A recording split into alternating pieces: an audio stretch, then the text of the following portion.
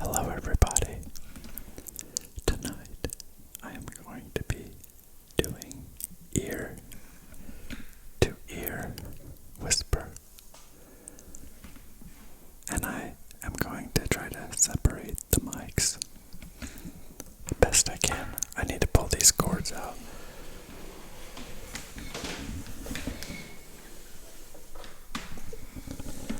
That way the cords don't make very much noise. Sorry about that. Okay. See, but yeah, this is giving good separation. Tonight, I'm just going to be doing a ramble about a bunch of different topics. I'm gonna start with a regret I had. This came from Karma Whispers ASMR. He asked me to talk about my regret about not going into the military when I was younger. And it is definitely a life regret that I have. Got a dog here on my microphone. Yeah, so countries like Israel, they force military time on their citizens. So each person, when they get out of high school, they go to the military. And they serve 2 years. And I wish that America had that, because it would have forced me to serve my country.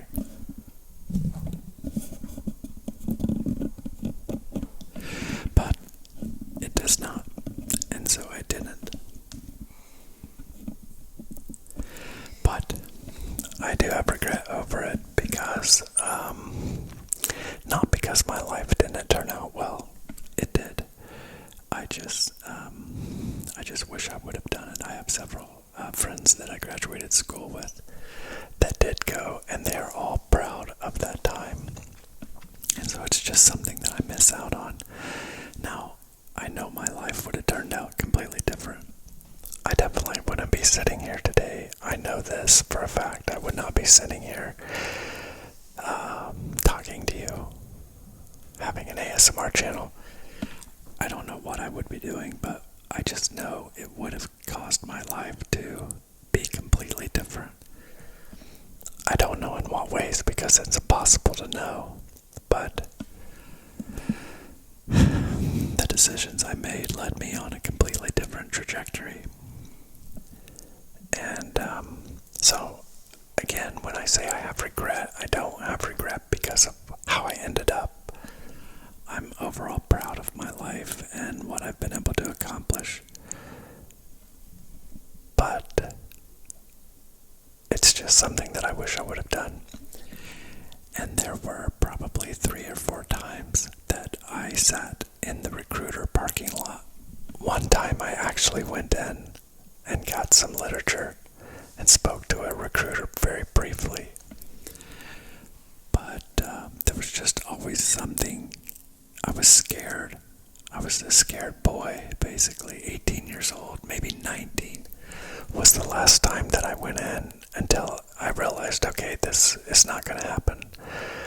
And I still could have done it at 20 or 21 or 22, but by then I had chosen a different path, and I was well on my way and more focused on that path. But to those of you that have served, thank you for your service, and lucky you. So, some other things I've been thinking about recently was, I'm trying to figure out, like, what I want my 3rd chapter to be.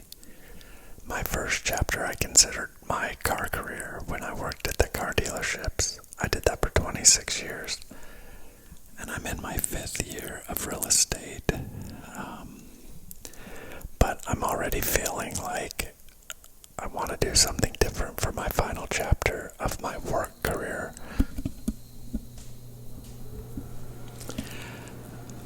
As most of you know, doesn't look like ASMR is going to be my ticket to find it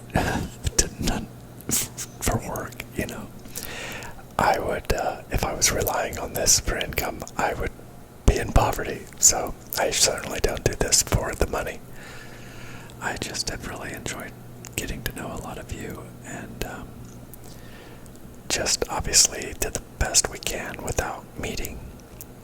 But it's been pleasant to get encouragement from strangers from all over the world, and have people say that my videos have made a difference for them, whether it be through the ASMR letting them get sleep, or some of the things that I've talked about. So for that, I'm grateful. But I am, I'm trying my best to press on until 10,000 subscribers, but I have to tell you that it's been extremely challenging lately. And part of that is due to,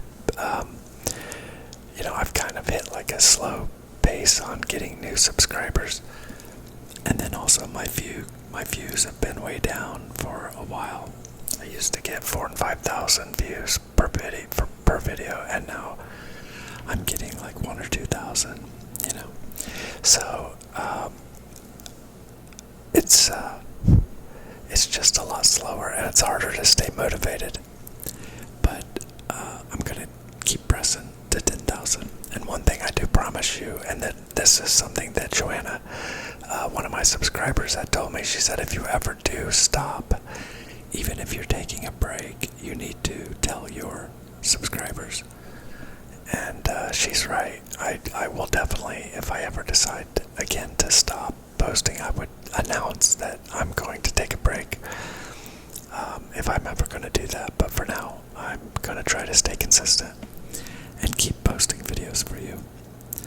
So, someone recently requested that I do another ear-to-ear. They called it binaural.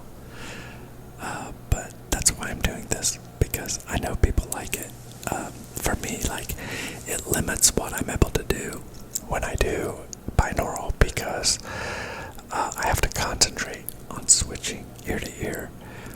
It's difficult to read, like even if I have the microphones mounted, I have to go side to side. So when you're trying to either read something online or like turn pages of a book, it just, I don't know, it's like what do they say, walk and chew gum at the same time. I'm capable of doing it. It makes it a lot more difficult. And but ultimately, I just haven't done a kind of a heart-to-heart video lately. I've always had like a topic, and I've been reading or finding things online to discuss. And so I thought I would do just a ramble so that I could just talk with you guys. Just be real for tonight. And so that's what I'm doing. But and letting you know a little bit of my personal life, which is kind of going through the challenge of trying to figure my life out. It's like I have always lived the happiest when I have a goal in front of me to work towards. Like when I have something that I'm working to obtain, even when I'm far away from obtaining it, because it keeps me focused, it keeps me driven, it gives me purpose. And I think that's really ultimately what I'm looking for, is purpose. And so, like, when I was younger, like real young, I wasn't so much driven by big long-term goals so much as I was like shorter-term goals. I was more into having fun, and I did spend the better part of my 20s, though I still worked very hard. I played hard too. I was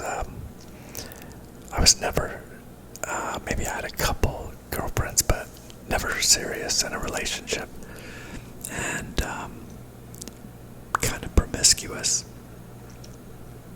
I still went to years. I still drank. I did some drugs, never like hard. I did hard drugs, but never for long periods of time. Tried them, got hooked on them, hated being addicted, and got off as quickly as I could.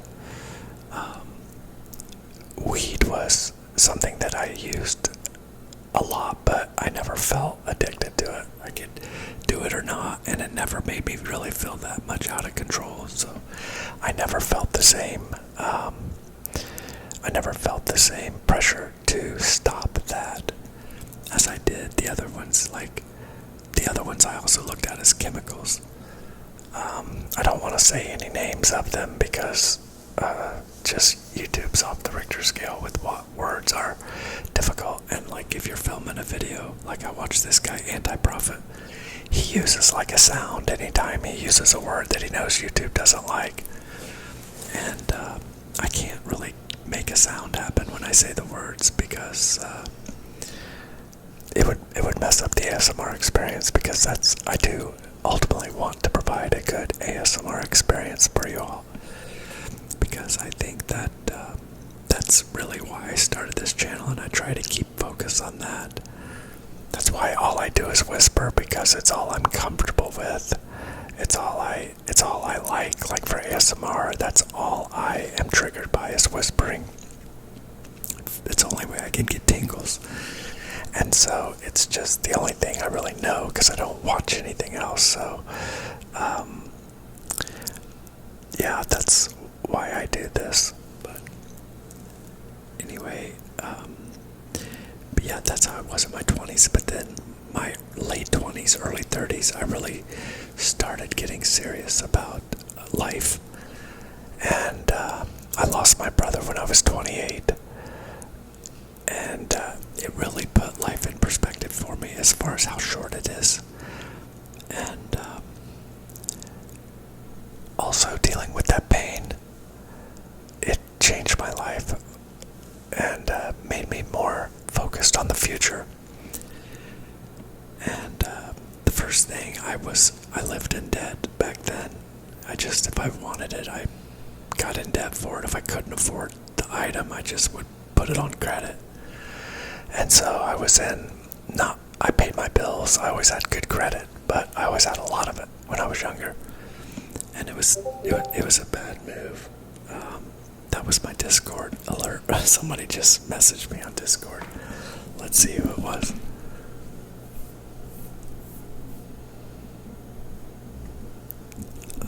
Let's see here. It was... Oh, just somebody on the chat. It wasn't anybody asking me something.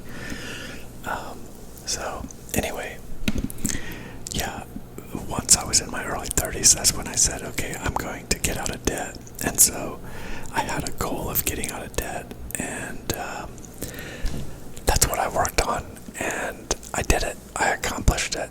And the next goal was pretty easy, because then it was saving up a certain amount of money. And which I did.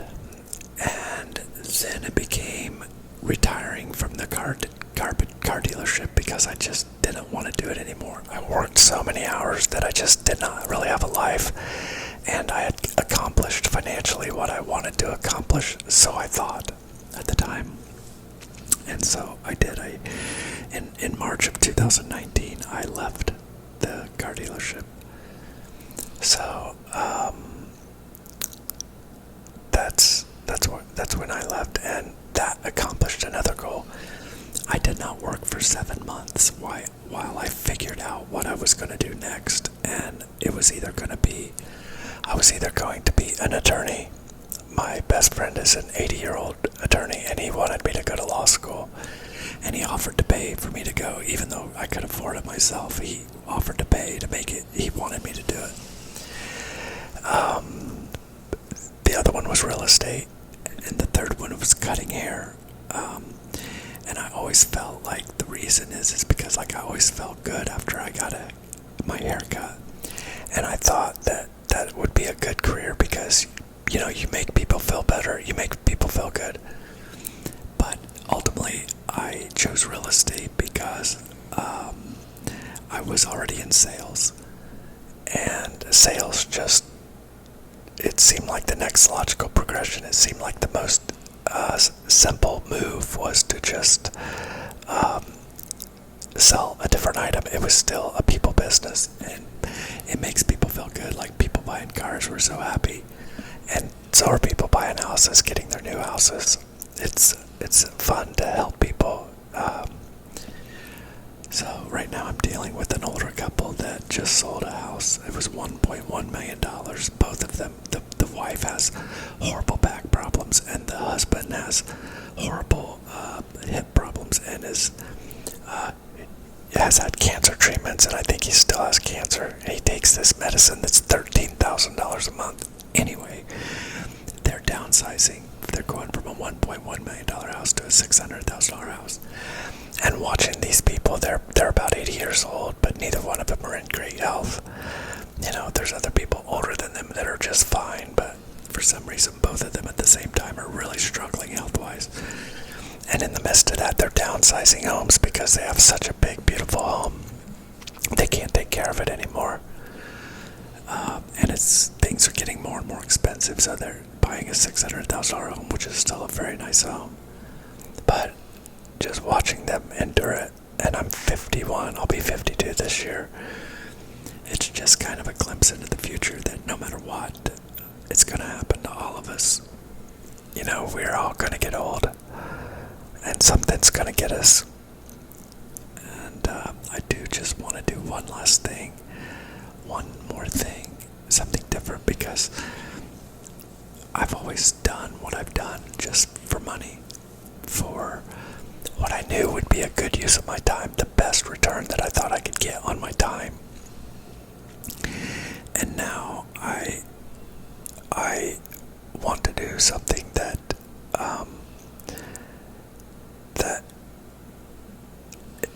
you know, I still want it to be a good return, because the problem I have is, like, it's like my ultimate retirement goal is to just have an animal farm, just be able to take in, I want to have probably 20 dogs, and I want to get rescues and save animals, maybe get older dogs that get to live their last few years out in a good place, and just keep rotating them. But the problem is I could do that now, but it takes money, and it's like, if I really want to help animals, I'm much better off making money and giving it to causes that help them, because the return on investment of my time is valuable doing what I do. I make really good money, and if I really want to help animals properly, the best way I can help them is to give money, and I do. But so I do think that I need to do something in this next chapter that it's going to be still money, because I want to do good for the world and help as much as I can and make a smart decision. And I feel like I've got a good, really, I need to work till I'm 59 and a half to be able to start taking money out of my retirement without penalty. So I'll be 52 this year. So really, I need to do something for the next 7 years, and just trying to figure that out has been a challenge. You know, the world is challenging. I made a video. I was talking about. I just was scrolling through the Reddit conspiracy thread the other night, and somebody made a comment that one of the comments on there was about one of the conspiracies was about the world being messed up, and how going through the pandemic had changed everybody and made things differently. And this guy was like, hey, there's still good people. The world is still mostly good people. And I think that's right. And it was good to have the reminder. Not that I don't know there's still good people. Obviously, I feel like I'm a good person, and I know a lot of good people. But if you get caught up in the news, you can get in that doomsday mode that it makes it sound like everything is horrible. And so definitely cutting out news is one of the things I want to do. Even though I enjoy doing the news headlines videos, I think those are good because I think it's interesting, and I don't get on like a lot of the political stuff. I just skip over, but I just like read through certain headlines. But I think maybe I'll still do that. But definitely watching a lot of the less political style news, maybe just getting world news. Even that is mostly political because there's so much madness going on in the world. But it really made me think about, like, if we could start over, if we could redesign the world, what would we do? And I think about just like even going, like Christopher Columbus finding America. You know, imagine today that instead of going out into space and looking at Mars to see if there's people on it, imagine that today, with all the technology we have, there was still countries like America that had never been discovered. And imagine today, with all the exact technology, the phones, the microphones, the computers, the internet, the AI, everything we have today, that somebody was on a expedition in the world, on the earth, looking for new lands, and they found America. And they found it in the exact same condition that Christopher Columbus did. And he found fighting tribes of native Indians that were competing for land. Imagine what we would do differently. Certainly, things would have happened much differently. What would we do? Would we just turn around and say, nope, this land's inhabited by other people? You know, again, imagine that today we are this technological marvel, and we find this land that is primitive, with primitive people that are basically using spears and living in teepees and enduring life with no electricity, no plumbing. What would we do? I think you can rest assured that we would not attack them. We would probably find a way to incorporate them much better. So I think we would still inhabit the land, but I think that we would act much differently towards them. I also think, let's assume also, for example, because during Christopher Columbus days, there was still slavery all over the world. But let's imagine that it's today and there's still slaves all over the world, but we as a civilized people have chosen not to have them, and we wouldn't bring them. We wouldn't introduce slavery to this land. That's a given, right? We just wouldn't do it today. We know better.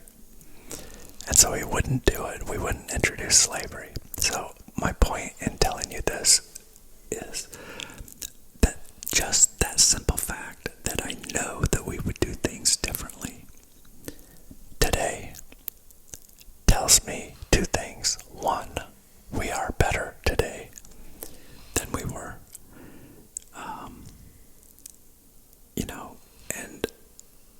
And it also tells me that we will be better in the future because we are evolving. I do believe we're in a rough patch with division, and I think a lot of our division is caused because we look back, and I think looking back, this, people talk about that it's still as bad and trying to, make things sound worse than they are. But again, the fact that we know we would do it different if we could start over. And I think that should tell you that it's better today. It's just as simple as that. If you know for certain that we would do it differently, and there's no way to deny that, we would not have slaves today. We would not just simply wreak havoc on the native population savage they were, we would find a way to better incorporate them than we did. But again, the fact that we would do it so much differently now tells me and should tell you that we are better today than we were. And I think that that's what we have to do. We have to look forward. We have to stop looking backwards. We have to stop looking back and saying, look at all the horrible things that we did. You know, yes, we did a lot that was wrong, but we've righted a lot of those wrongs. 600,000 Americans died in the Civil War to end slavery. That was a hell of a price to pay. But people want us to still keep paying today. And I think we have to look back and appreciate the good, appreciate what did we do that was right, and what did we do that was wrong. We know the wrongs, and we move on from them. We correct, and we move on. The right, we celebrate, and that's why we celebrate the Constitution, because it truly did, I think, provide freedom for mankind that spread all over the world. I think that's how we got invention of all sorts. It's why in the last 200 years we've gotten cars and TVs and cell phones and computers and internet. Everything happened because we were free. We were no longer under the tyranny of kings telling us what we could do, and then if we did invent something, they'd steal it from us. So that's what everything went to the state. But when we got personal property, that's when everything started to happen. That's when invention happened. That's when technology started to thrive. And maybe that's not a good thing. Maybe we were better off without the technology. But I think when we look back and we look how we had to live back then,